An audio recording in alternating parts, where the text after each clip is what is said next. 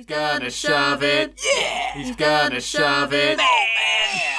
Shove It Squad, today's video is a real jab to the jaw. I just wanted to make this video because I just realised that I accidentally managed to get off schedule this month. I just couldn't hack it in my computer, I just smacked it. On this channel I like to look at things in wrestling that haven't had that much attention. And today we're going to continue that trend because today's guy's gimmick just couldn't hack it in the WWF. And I've just made a video about it. If you haven't worked it out yet, it's time for Just Joe.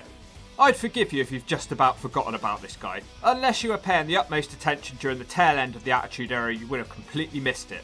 Especially as the majority of it happened on WWF B and C shows. Either that or you love watching top 10 videos on YouTube because this guy made a fair few of them for the most forgettable wrestlers. I thought it would be cool if we addressed things that happen on these shows a bit more. Anyway, that's just a bit of a long intro for me. So, did he just suck or did he just blow? Or was the most underrated wrestler of all time Just Joe? Just Joe is a wrestler whose career could have turned out so differently. The Canadian started out in a tag team with Edge and they became part of a different faction called Thug Life, which also included Christian and Rhino amongst others. His catchphrase was "Heroes come and heroes go, but legends live forever." This never made it onto WWF TV, surprisingly. The name Just Joe was a Vince McMahon creation. They couldn't think of what to call him and then it was a case of he was doomed from the start with this name. More on that later. Just Joe made his debut on WWF Sunday Night Heat in the year 2000. Perry Saturn was backstage just knocking one out, looking at Trish Stratus Divas magazines. In the year 2000, this was something we could all relate to. Unfortunately for him, he's interrupted by the most generic looking man dressed in all black. He's introduced as Just Joe and he's here to tell Perry Saturn that Gangrel has been talking smack about him, and not the brick kind. Perry just doesn't seem amused and tells him to just spit the story out. He puts him in an armbar whilst Just Joe cries with pain. He reveals that Gangrel called Saturn a cross-eyed freak. Well, he's not really wrong, but Gangrel isn't exactly one to talk. So that's how he debuted, looking like a complete joke and getting beaten up by Perry Saturn, who by the way was considered a bit of a joke himself at this point. The next week on, Crash Holly is screaming that his car is broken in the car park, and he's doing this in the kind of special way that only Crash Holly can. Just Joe walks up and states that even though his car's broke, Crash is still a lucky guy. He tells Crash that Bull Buchanan is also saying that Crash is lucky, but in the ring. This causes Crash to flip out and says that he's going to go and beat up Bull Buchanan tonight. It's hard to see where this is leading for Just Joe. He's being associated with all the bottom tier stars, and he just seems scared of them all. And that just continues with him being associated with the lower card acts as Kai and Tai ask him who he is and he says he's Just Joe. He tells Kai and Tai that they suck and tries to provoke them into a fight with Lowdown. Well, he tries but concludes that they don't speak English. Then he randomly starts speaking Japanese and they flip out and leave.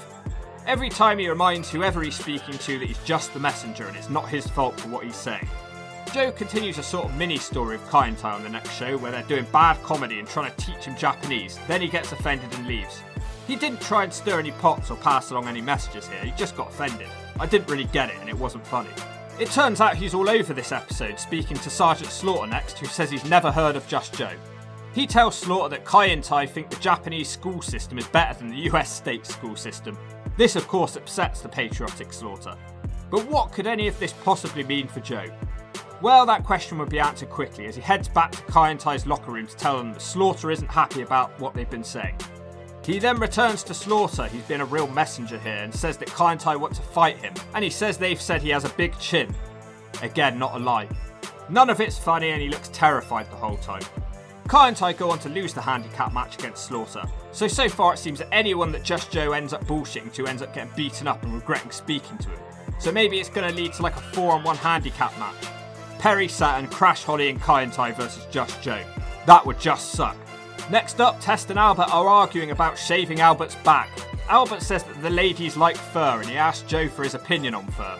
Joe says he just loves fur, but two people who don't is Chaz and D'Lo Brown, which upsets young Albert.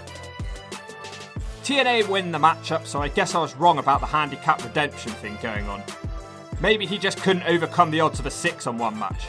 All of this had taken place on B and C shows, but he actually appeared backstage on Raw in a talking segment with Triple H, so at least he's being associated with someone who's more important now. The game is in a story with Kurt Angle and Stephanie. Joe tells the game that all the guys backstage are saying Kurt Angle could beat him in a match. Triple H tells him to just get out and just let the door hit him on the way out. Joe runs to find Kurt Angle and tells him that Triple H is making Stephanie cry in their dressing room, and this makes Angle mad. This is all, of course, complete bullshit. Joe is next seen back on the B&C shows. He's earwigging on an argument between Midian and S.A. Rios, who are talking about Dean Milenko wrestling women. This was a really weird segment. It involved a bunch of people you'd never expect to see together. Joe doesn't say anything, but he just listens shiftily and then runs off to find Dean. Milenko, however, sees straight through his shit-stirring act. He's in the middle of a massage and he's in a bad mood because he already has little man syndrome. Dean makes lots of threats with the word just in front of them, like "I just want you to go away." He challenges Just Joe to a match tonight. This is actually a really funny segment. I didn't know Dean Milenko had it in him. I have to tell you that I was just in the other hall. Just stop. Midian was in the hall and he was talking about... No, maybe you just don't understand what I'm saying here. I just want you to leave. And just get out of here. But I just... Now, get out! So Joe makes his debut. The Titantron is terrible. It's just a bunch of stupid pictures with speech bubbles. They didn't put any effort into it. He's wearing a wrestling singlet and just looks bland. This isn't an episode of Ring of the Hawk, so I'm not going to call it move for move. I just want to know if he's any good in the ring, so I'll highlight anything cool. This is actually for the light heavyweight title, so not a bad way to start out. He's not exactly a light heavyweight though. They actually have a really good match, but it's hard to judge because he's in there with Dean Milenko, who certainly knows what he's doing, and he has a size advantage, and I like big men, little man matches. Surprisingly, he isn't just a brawler and seems to have a lot of technical ability. He tries to cheat and ends up losing to Dean Milenko. He just shouldn't have been such an idiot. Just Joe then finds Al Snow hanging upside down. Snow asks him if he's the famous Just Joe who often spreads false stories about the wrestlers in the company. Joe continues to tell him that Chaz and D'Lo are talking smack about him, and this angers Snow, despite him just acknowledging that he spreads false rumours. What an idiot. All four then end up in a tag match now, so it's Just Joe and Just Snow, but they lose. Joe had the chance to break up the pin, but he didn't do it, so this could be a potential storyline in the making, and the commentary team keep talking about it, so I think it is. Joe actually did manage to beat Gangrel in a match with jumping downward spiral, but that doesn't mean much at this point. And by the way, I was wrong, there was no storyline with Al Snow, so maybe they burnt it. Moving on, Steve Blackman thinks that Just Joe has a stupid name. He also thinks Joe's gimmick is dumb because if someone is an opponent, there's a good chance they're going to be talking smack about you anyway. I feel the same way as him, I just don't understand the point. He truly hits rock bottom next as he starts associating with the Brooklyn Brawler, who's truly the bottom rung of the World Wrestling Federation. He gets him angry at Taz over some sort of New York rivalry. I've just come to the realisation that this whole gimmick is just a weak ass and lazy way to have two guys fight for a reason. Despite the gimmick itself being just stupid, I have to admit I'm enjoying his in-ring work. He's one of those guys who seems to have a lot of different moves, and he's getting wins over jobbers and lower carders on the B&C shows.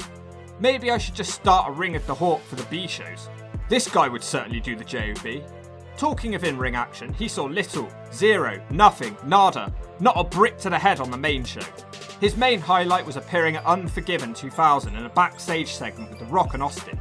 He just wanted to tell Austin who he'd heard and run him over, but he gets beaten up by the Rattlesnake for his efforts and made to look like a complete goof. His little run of wins on the B&C shows is eventually put to a stop by Dean Milenko. Never has Dean Milenko got so much screen time on this channel. Despite that, I do find myself popping off of some of Just Joe's moves. I don't know if he's actually this good or it's who he's being paired up with each time, but he can really do a bit of everything. I'm enjoying it.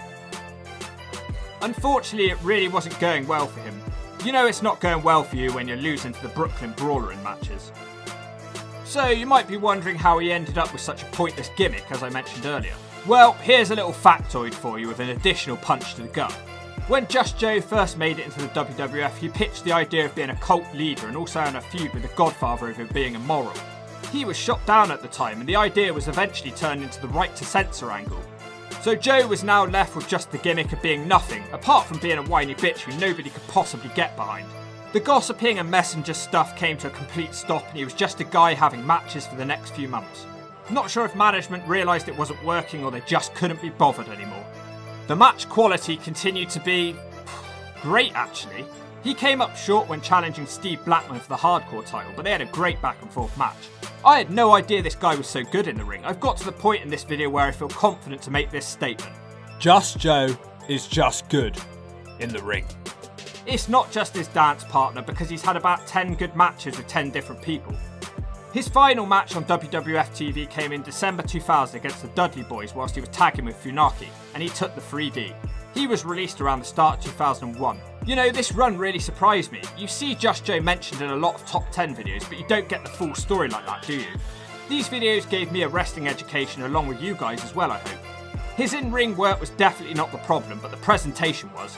You give the guy a really stupid gimmick which really can't lead anywhere in the long run. You give him a stupid haircut, a stupid outfit and a stupid Titantron, and then you just shove him on the B shows that no one's watching and you expect him to make it. I think the WWF screwed this guy because he was better than a stupid gossiping gimmick.